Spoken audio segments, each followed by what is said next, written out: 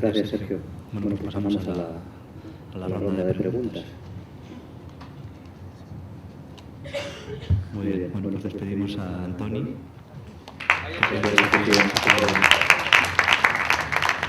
Antes de que se vaya, Antoni, una pregunta. ¿Puedes o no? ¿Por qué no hay mujeres en el canal gitano?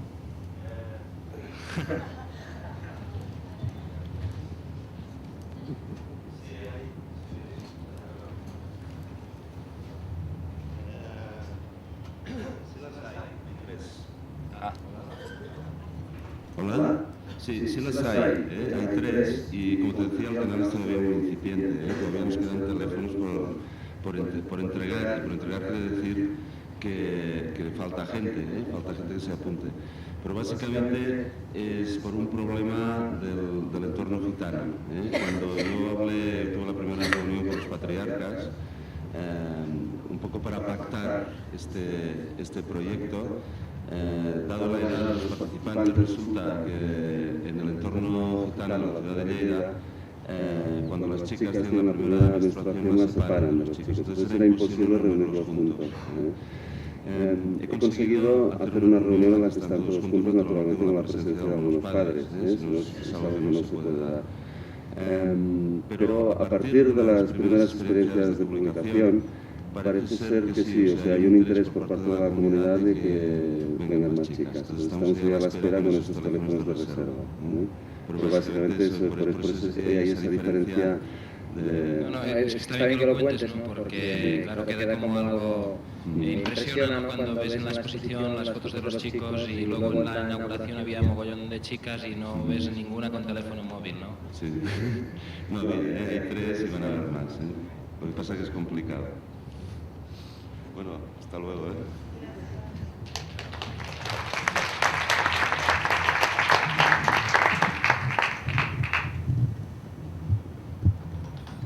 Sí, me dice Fernando, si alguien tiene una pregunta para su proyecto, sobre su proyecto, también se tiene que ir a dar unas clases.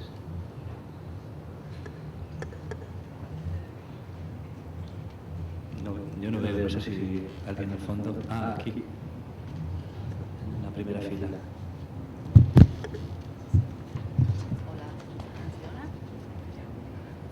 ¿Se oye? Yo sí. Sí, pero... Este sí. Una cosa, tú has mostrado pues como una transferencia, una comunicación entre lo que es el mundo del graffiti y luego otras realidades, pues la publicidad o así. Incluso has hablado luego de algunos grafiteros profesionales.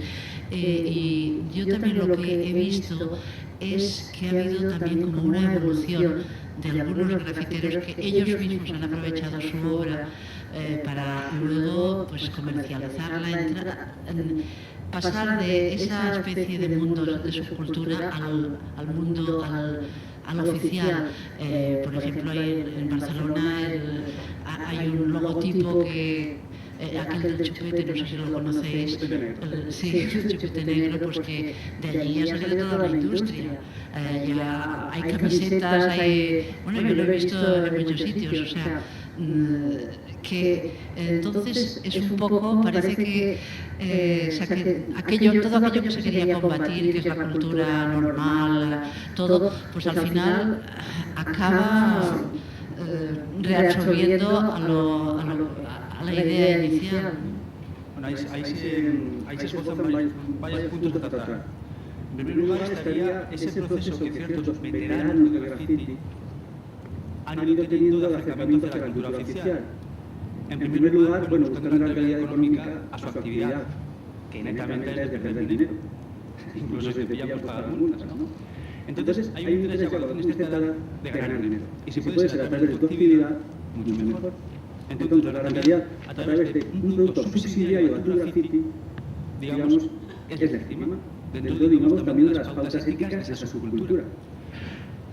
Pero claro, el personaje, digamos, del escritor de graffiti tiene unas peculiaridades que, aunque he dicho que es un artista, a lo mejor no son totalmente artistas.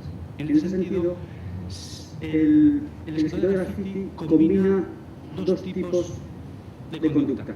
Digamos, una especie de Kunstpollen o proyecto creativo o ética que le asocia al artista, y otro que es el Outlaw Ethos o ética proscrita que le asocia al mundo social y delictivo. Es un identitarista o un artista delictivo. Depende del grado en la proporción. Hay unos más vándalos y otros más artistas, pero se mueven de esos dos órdenes. En este sentido, muchas veces, ciertos grafiteros que como clave de ese paso a la oficialidad abandonan, digamos, la clandestinidad del seudónimo y se dan a conocer, pueden mantener dos posturas. O bien abandonan la calle, o bien mantienen una actitud, digamos, desdoblada.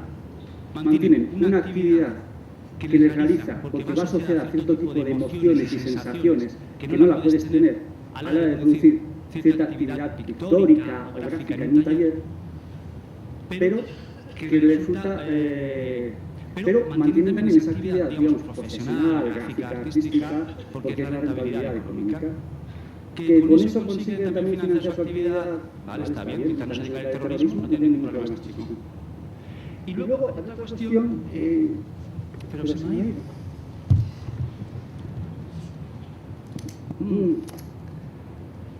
Esto pasa por no apuntar las cosas. Bien, ¿alguna cuestión?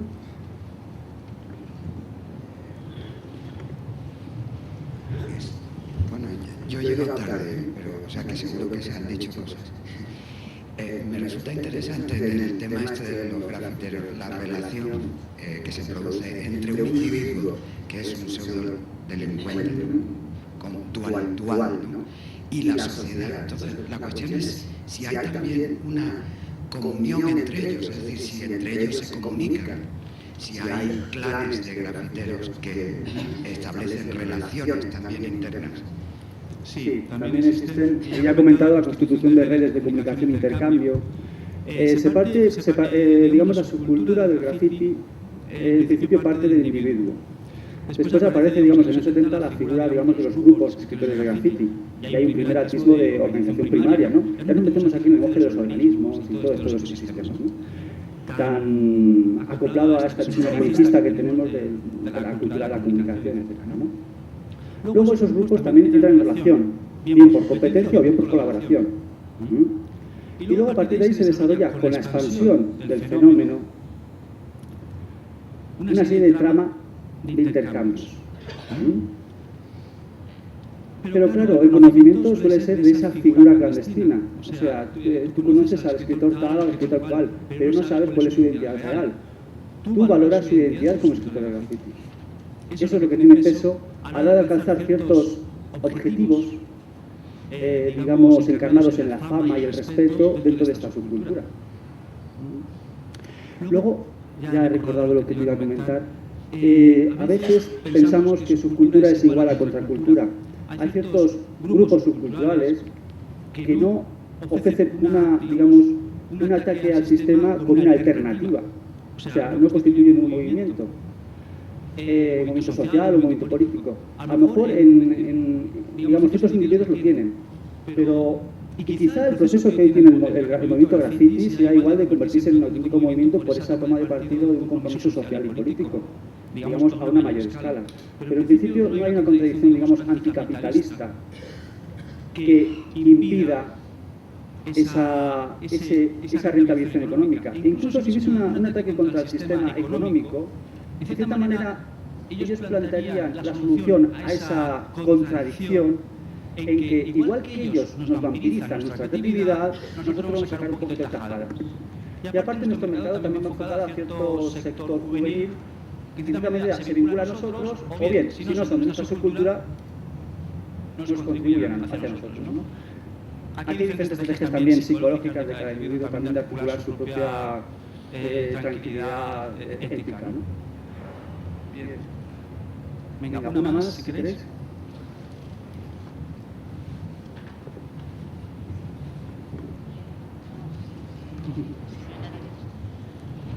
Yo lo que quería decirte que con todo lo que he dicho no es que esté en contra de ese uso del graffiti, al contrario, es más, Yo, el graffiti es un fenómeno que me ha interesado mucho siempre, pero lo he visto como con una dualidad. Por una parte, a mí me encantan los graffiti cuando veo muros que estaban desnudos y luego aparece un graffiti, o a veces cuando viajas y llegas a una ciudad al entrar a las estaciones también. Y así ahora me molesta muchísimo pues estos grafitis que son de ensuciar. Por ejemplo, una foto que se veía del metro, allí todo pintado. A veces me he entrado en un vagón de metro en Barcelona, que es donde vivo, y encontrarlo también todo, pero en cambio no entiendo un fenómeno que se había dado en Nueva York, que era que había incluso unas brigadas que iban en el metro para impedir que los grafiteros pintasen, pero los pintaban por fuera y eran unas cosas bellísimas. Y yo creo que al contrario, si lo que tendría que hacerse era promocionarlo. Quizá entonces, si lo ayudasen, pues ya no lo harían porque ya se salían de la clandestinidad. Pero es una polémica que está siempre, que siempre sale cuando hablamos del tema del graffiti. De todos modos, cualquier política de integración o de control del graffiti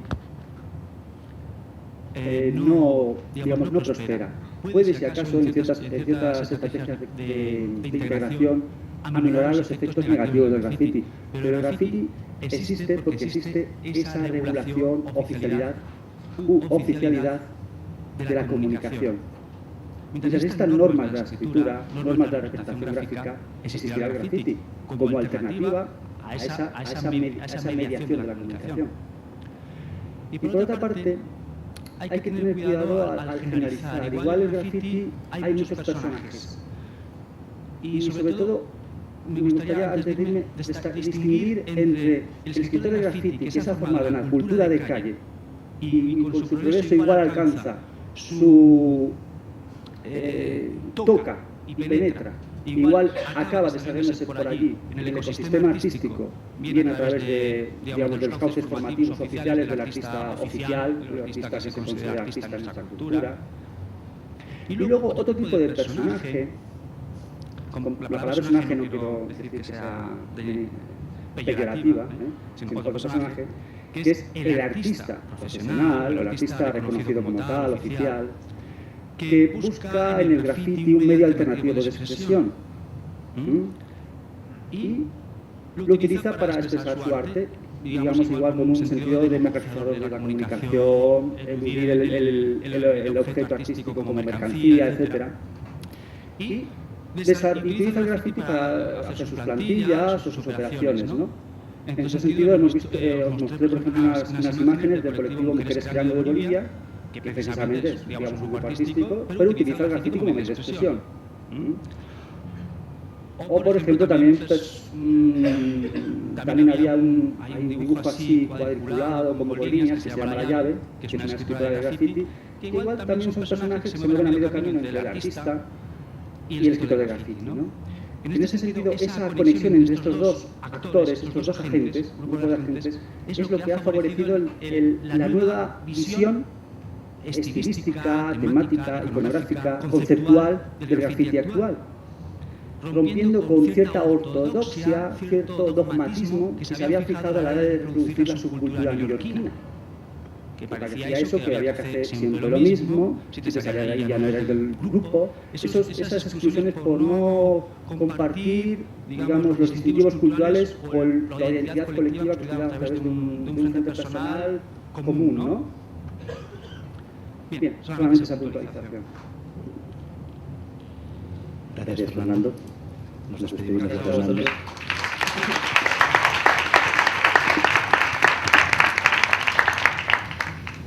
Y tenemos un poco de tiempo también para hacer otras preguntas al resto de los invitados. Sí, para Santiago.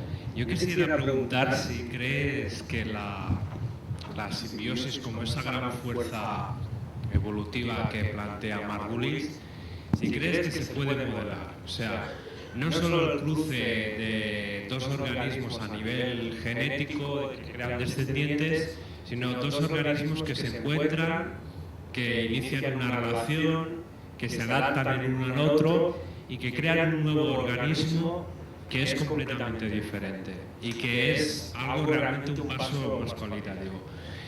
Y la segunda cuestión es si una vida artificial, ¿no? Tenemos en el ordenador una criatura virtual, puede hacer muchas cosas, vale, de acuerdo, pero el hecho de que no pueda modificar los átomos del ordenador donde se ejecuta, eso, ¿qué le priva la autonomía, ¿no? O sea, ¿y qué relación lo ves con los organismos vivos? Bueno, tengo solamente humildes opiniones respecto a ese tema que es demasiado difícil. Yo creo que, por ejemplo, los libros de Lynn Margulis son modelos de la simbiosis. Es decir, o dicho de otra manera, creo que cualquier modelo, incluso informático, no es sino un modelo narrativo. No, la idea del modelo no es replicar una situación idéntica, simplemente configurar algunos de los aspectos narrativamente esenciales. Entonces sí se puede modelar. Desde el momento en que se pueda comunicar, expresar, eso en sí mismo es un modelo. Ahora, si la pregunta es si se puede modelar informáticamente y satisfactoriamente, yo me centraría en la cuestión narrativa, no tanto en la cuestión técnica y operativa, sino si se pueden hacer modelos como el que hizo el Lovelock, que expresen los conceptos básicos de, por ejemplo, de la endosimbiosis, etc. De hecho, es bien importante porque, como ayer Peter comentó, en la comunidad científica y después ante la sociedad hay problemas de comunicación respecto a la teoría de Gaia muy grandes. Los creadores, no creadores, sino los primeros que plantearon fuertemente la hipótesis Gaia y quienes la defienden, creo que por un lado cometieron errores inicialmente y luego se han abocado más a una especie como de discusión respecto a los términos en que se habla de la teoría y no respecto a la teoría en sí misma. Hubo ciertos usos desafortunados o que fueron malinterpretados. Se creyó que la hipótesis de Gaia era teleológica, es decir, que contemplaba una especie de voluntad superior, etc. Entonces, para mí muy elocuente el ejemplo de Lovelock. Lovelock se encierra a trabajar, ¿sí? Se aísla, es una especie de subcultura en cierto sentido, subcultura científica, se aísla a trabajar con sus propias maquinitas, etc. Y él mismo se preocupa también por cómo comunicar correctamente la teoría. Nada más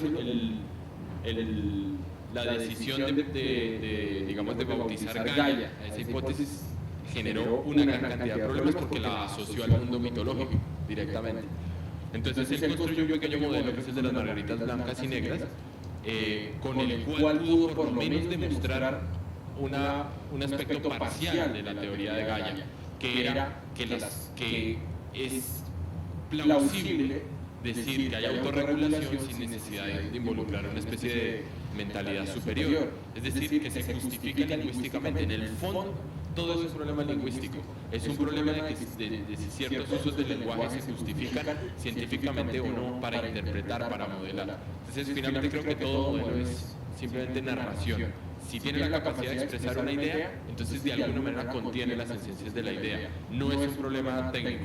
La cuestión de los átomos en ese mismo, digamos, en esa misma línea de reflexión, personalmente creo que es superficial el aspecto de que si involucra la materia o no, si hay autopoiesis no solo en un sentido abstracto, sino también material, etc.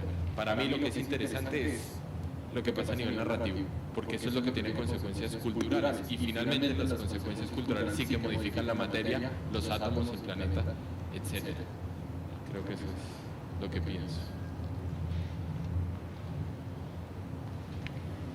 Sí, nos queda tiempo para más preguntas. Solo deciros que, para aquellos que estén esperando la pausa, hemos tenido 5 presentaciones en esta primera parte y en la segunda solo 3, por eso hemos retrasado la pausa. La siguiente parte será más breve, así que hay tiempo todavía para más preguntas. Sí, hola, aquí. No, digo, un comentario sobre lo que acaba de decir el ponente, y es que la idea de que el modelo de los LACES no demuestra nada, el modelo de los LACES ilustra buenamente, pero no es una demostración de nada. Lo que dices, Ramón, es un poco lo que yo digo, es una cuestión narrativa. Dice, y digamos, tiene consecuencias muy fuertes. A veces poder decir bien algo es más importante incluso que demostrar algo. El modelo es Sí, una es construcción narrativa, es un argumento en el que se basó Lovelock para poder expresar cosas que habían sido mal comprendidas. Ciertamente, pero que por una parte efectivamente son cosas distintas, no digo que sean ni mejor ni peor, pero son cosas distintas, ilustrar y demostrar. Son dos procesos, son dos actividades distintas. El otro aspecto en cuanto a la versión narrativa es el aspecto político de esa narración, que es uno de los puntos en los que Lovelock y Lynn han estado también muy claros desde el principio, es que las buenas ideas no viajan solas. Las buenas ideas hay que empujarlas, y para empujarlas hay que construir objetos sociales, políticos, que sean capaces de propagarlas de una forma. Y ahí es donde Gaia también ha tenido problemas muy serios con las alianzas tácticas que ha establecido para la propagación de los conceptos. Y ahí sigue habiéndolos, por, entre otras las cosas, volviendo a los temas de ayer, falta de rigor filosófico en la construcción de los conceptos por parte de unos químicos que son muy respetables como químicos, pero que no se puede esperar ni esperar que tengan un rigor filosófico, que eso le falta a todo el concepto de Gaia, que es curioso, interesante en muchos sentidos, pero muy fluctuante en su rigor constructivo en cuanto a la narración en un sentido más amplio del papel político de unas descripciones de ese estilo en el mundo cultural en el que estamos.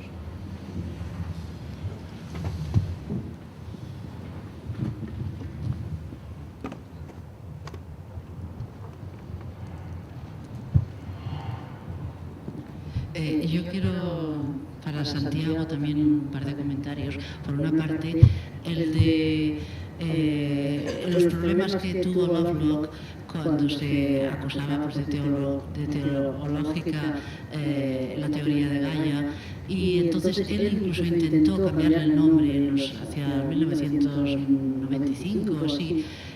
Quiso hablar de geofisiología y hacer como una ciencia nueva, pero luego comprendió pues, que quizá no valía la pena, y en 1997 se fundó The Gaia Society, hizo la presentación en la Royal Society, o sea, completamente aceptada por la ciencia oficial, y entonces allí explicó que al final había decidido continuar con el nombre de Gaia porque decía que se tenía que considerar como una metáfora, de la misma manera pues, que cuando Dawkins habla del gen egoísta, pues nadie piensa que el gen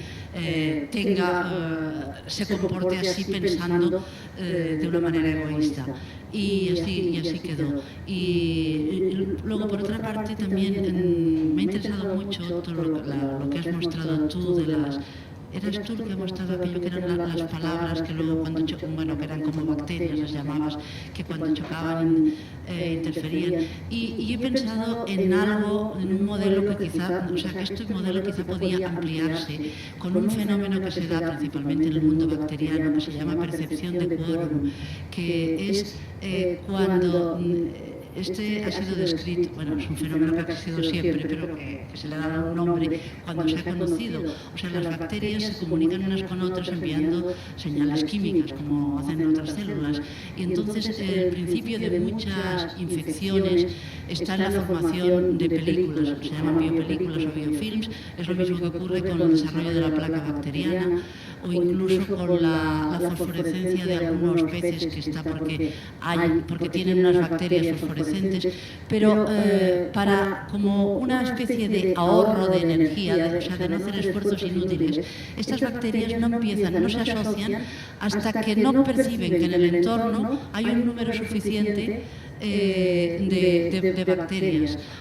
O sea, empieza a desarrollarse la película pues cuando, o sea, si tienes pocas bacterias no se desarrolla, pero cuando en el medio ya hay un número que ya puede hacer útil que prospere la película esa bacteriana, entonces empieza. Entonces yo estaba pensando allí, veía todas aquellas palabras y también pensaba que una manera que podía ser interesante que se unieran no de dos en dos, sino que a lo mejor pudieran unirse muchas para formar una frase.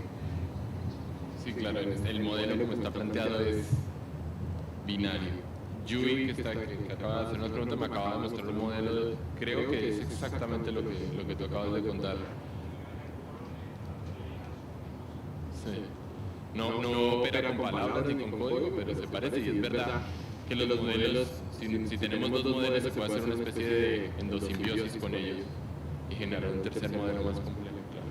Y en relación con la cuestión de la comunicación, bueno, yo he hecho 2 pequeñísimas simulaciones de las bacterias luminosas, ¿no? Que cuando se encuentran muchas dentro del calamar, se iluminan.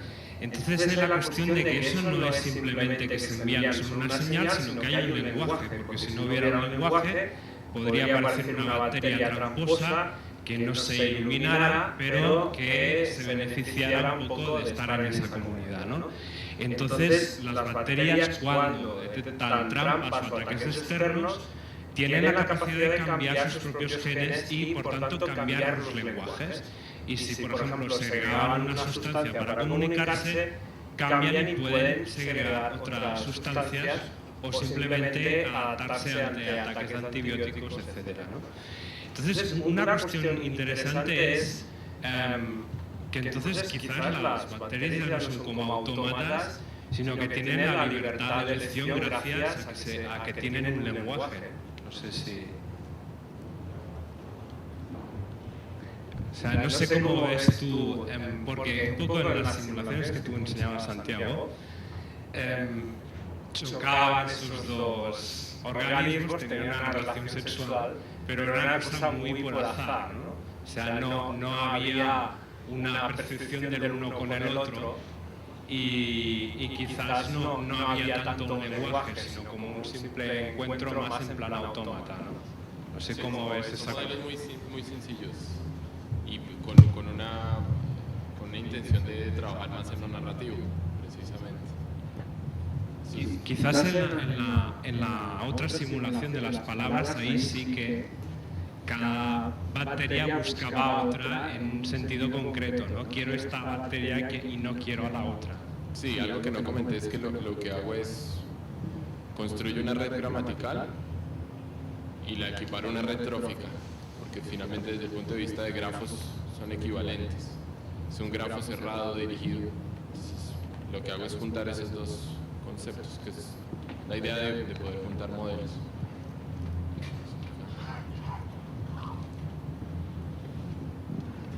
Sí, Julia. Hola, yo tengo una pregunta para el artista que viene de Ecuador, Inglaterra.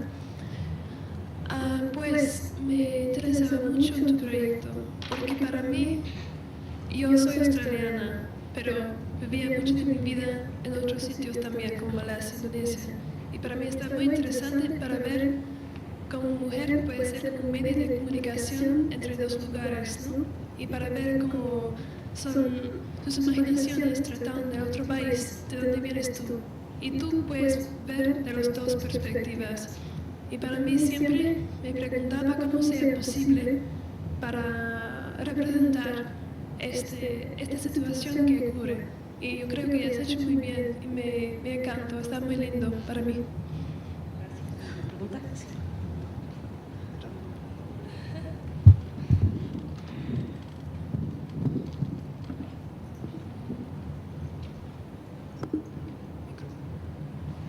Yo es una pregunta para la fiambrera. Yo lo que quería saber es si los videojuegos normalmente, tal como los concebimos, están hechos para que haya un sistema de recompensas y de castigos. La muerte, o morir y tener que usar otra vida, coger premios, y cómo se plantea, porque yo me imagino las situaciones de los chavales marginales, tanto en Estados Unidos o en España o en cualquier lugar, en el que para ellos o en el grupo las recompensas pueden ser muy distintas a las socialmente aceptadas. Entonces, ¿cómo se resuelve ese? O si de repente el juego puede tener que tienes unas recompensas y de repente trapicheas con más hachís, o ese tipo de cosas que en el resto de la sociedad pueden considerar chocantes, y se van a respetar o se van a tratar de jugar con ellas. A ver, es una buena pregunta y es algo que hemos dado muchas vueltas, es muy complejo. O sea, se supone, como he contado, que es una herramienta desde ellos para ellos.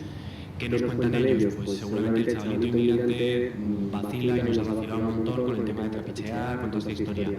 Ahí tenemos una duda, que si lo vamos a reflejar tal cual, o sea, tal cual, por eso decía que se podía meter incluso la asignatura de matemáticas, que es que ellos nos cuenten qué porcentaje tienen, ellos conocen de que te pillen.